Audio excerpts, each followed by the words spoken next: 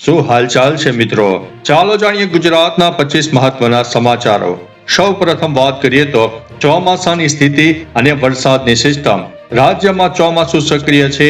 Well-marked low pressure, monsoon trough અને shear zone જેવી system સક્રિય હોવાને કારણે સૌરાષ્ટ્ર અને ઉત્તર ગુજરાતના વિવિધ ભાગોમાં વરસાદી માહોલ જળવાઈ રહ્યો છે. અન્ય મહત્વના સમાચારની વાત કરીએ તો તાપમાન અને વાતાવરણ. અમદાવાદ, વડોદરા અને સુરત જેવા મુખ્ય શહેરોમાં વાદળછાયું વાતાવરણ રહેવાની સાથે હળવાથી મધ્યમ વરસાદી ઝાપટા પડશે તેવું અનુમાન વ્યક્ત કરવામાં આવ્યું છે. આગળ વધી અને વાત કરીએ તો ગાંધીનગરમાંથી નકલી ઘીનો જથ્થો ઝડપાયો છે. ગાંધીનગર પોલીસે છત્રાલ જીઆઈડીસી વિસ્તારમાં દરોડો પાડીને શુદ્ધ ઘીના નામે વેચાતા ભેળસેળિયું અને નકલી ઘીનો જથ્થો ઝડપી પાડીને કાયદેસરની કાર્યવાહી હાથ ધરી છે. આગળ વધી અને વાત કરીએ તો ચાંદખેડામાં 27.50 લાખની ઘરફોડ ચોરી.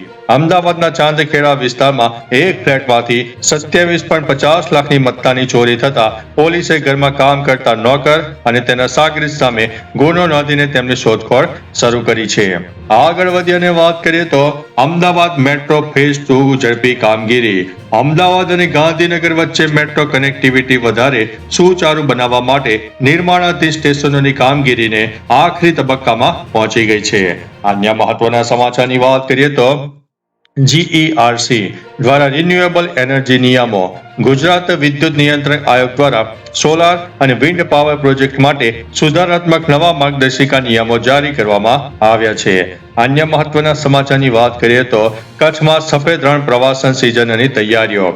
શિયાળાની આગમન પ્રવાસન મોસમ અને રણોત્સવ માટે ગોરડો ખાતે વહીવટી તંત્ર અને હોટેલિયર્સ દ્વારા પૂર્વ તૈયારીઓ શરૂ કરી દેવામાં આવી છે.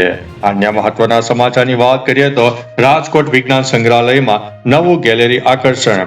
રિજિયોનલ સાયન્સ સેન્ટર રાજકોટ ખાતે વિદ્યાર્થીઓમાં વિજ્ઞાન પ્રત્યે રુચિ વધારવા માટે નવી રોબોટિક્સ અને સ્પેસ ગેલેરી ઉમેરવામાં આવી છે.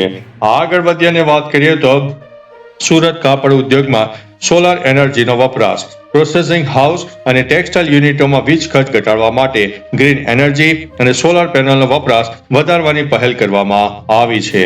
અન્ય મહત્વના સમાચારની વાત કરીએ તો એસટી નિગમ દ્વારા નવી બસોનું લોકાર્પણ.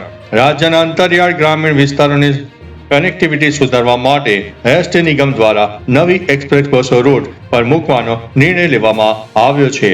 અન્ય મહત્વના સમાચારની વાત કરીએ તો અંબાજી ધામમાં ભાદરવી પૂનમ મેળાનું આયોજન. આગામી પ્રસિદ્ધ ભાદરવી પૂનમના મહામેળા સંદર્ભે શ્રદ્ધાળુઓ માટે યાત્રાધામ વિકાસ બોર્ડ અને બનાસકાંઠા તંત્ર દ્વારા વિશેષ સુવિધાઓ ઊભી કરવામાં આવશે. અન્ય મહત્વના સમાચારની વાત કરીએ તો નળકાંઠા વિસ્તારમાં પાક નુકસાની સમીક્ષા. ભારે વરસાદના કારણે નળકાંઠા નીચાણ વિસ્તારોમાં પાકને થયેલા નુકસાન અંગે કૃષિ વિભાગ દ્વારા સર્વેની કામગીરી શરૂ કરવામાં આવી છે. અન્ય મહત્વના સમાચારની વાત કરીએ તો ચાંદખેડા જગતપુર ચોરી કેસ. અમદાવાદના ચાંદખેડા વિસ્તારમાં ઘરમાંથી મોટી ચોરી કરીને ફરાર થઈ ગયેલા ઘરઘાટી સામે પોલીસે ગુનો નોંધીને શોધખોળ શરૂ કરી છે. આગળ વધી અને વાત કરીએ તો Vadodara TRP game zone case નિર્ણય. ગુજરાત હાઈકોર્ટે ટીઆરપી ગેમ ઝોન કેસ સંબંધિત અરજીમાં મહાનગરપાલિકાને મહત્વપૂર્ણ કાનૂની આદેશ આપી દીધા છે. આગળ વધી અને વાત કરીએ તો દાંતીવાડા ડેમ અકસ્માતની. બનાસકાંઠાના દાંતીવાડા ડેમમાંથી એક યુવકનો મૃતદેહ મળી આવતા સ્થાનિક પોલીસે અકસ્માતે મોતનો ગુનો નોંધીને વધુ તપાસ હાથ ધરી છે. આગળ વધી અને વાત કરીએ તો રાષ્ટ્રીય ધોરીમાર્ગ 151 વિસ્તરણ. પોરબંદર અને આસપાસના હાઈવે પર ટ્રાફિક ઘટાડવા માટે માર્ગ સુરક્ષા વધારવા માટે હાઈવે ડિઝાઇનમાં સુધારાની પ્રક્રિયા હાથ ધરવામાં આવી છે. અન્ય મહત્વના સમાચારની વાત કરીએ તો સુરેન્દ્રનગરમાં તારંગા ધામ ઘટના. તારંગા ધામમાં બનેલી દુઃખદ ઘટના સંદર્ભે પોલીસે ત્વરિત તપાસ હાથ ધરીને આગળની કાનૂની કાર્યવાહી હાથ ધરી છે. અન્ય મહત્વના સમાચારની વાત કરીએ તો જન્માષ્ટમી લોકમેળાની તૈયારીઓ.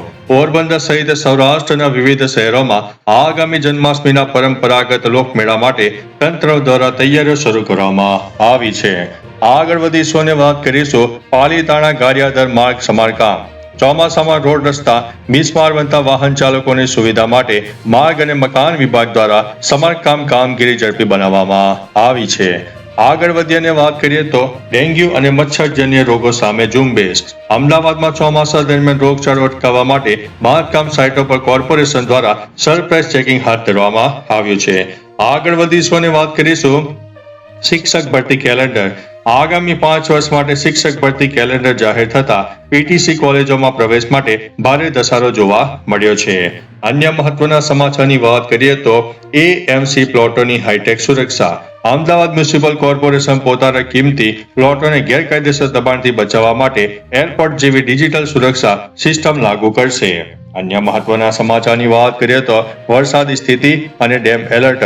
ચોમાસા દરમિયાન રાજ્યમાં સરેરાશ 70% જેટલો વરસાદ નોંધાયો છે અને નર્મદા સહિતના મુખ્ય જળાશયોમાં પાણીની આવક વધતા એલર્ટ પણ જારી કરવામાં આવ્યું છે. અન્ય મહત્વના સમાચારની વાત કરીએ તો ડેટા સેન્ટર પોલિસી 2026 થી 29. ડિજિટલ ઇન્ફ્રાસ્ટ્રક્ચરને પ્રોત્સાહન આપવા માટે રાજ્ય સરકારે નવી ડેટા સેન્ટર પોલિસી જાહેર કરી છે. આગળ વધીએ અને વાત કરીએ તો સ્ટેચ્યુ ઓફ યુનિટી ખાતે નવી ક્રૂઝ. કેવડિયામાં નર્મદા નદીમાં 600 પ્રવાસીઓની ક્ષમતા ધરાવતી અત્યાધુનિક નવી ક્રૂઝ સેવા શરૂ કરવામાં આવી છે. અન્ય મહત્વના સમાચારની વાત કરીએ તો એનાલોગ પનીર પર પ્રતિબંધ. ગુજરાત આરોગ્ય વિભાગે ભેળસેળ રોકવા અને જાહેર સ્વાસ્થ્યના હિતમાં એનાલોગ પનીરના વેચાણ અને ઉત્પાદન ઉપર પ્રતિબંધ મૂક્યો છે. અન્ય મહત્વના સમાચારની વાત કરીએ તો ભૂગર્ભ જળ કાયદો 2026. રાજ્ય સરકાર ભૂગર્ભ જળ સંરક્ષણ માટે ગુજરાત ગ્રાઉન્ડ વોટર બિલ 2026 લાવવાની તૈયારીમાં છે, જેમાં ગેરકાયદેસર પાણી ખેંચવા અને દૂષિત કરવા પર ભારે દંડની જોગવાઈ રહેવાની છે. તો ચાલો મિત્રો, ફરીથી દેશ અને દુનિયાના સુપરફાસ્ટ સમાચાર લઈને મળતા રહીશો. ત્યાં સુધી અમને રજા આપશો. નમસ્તે.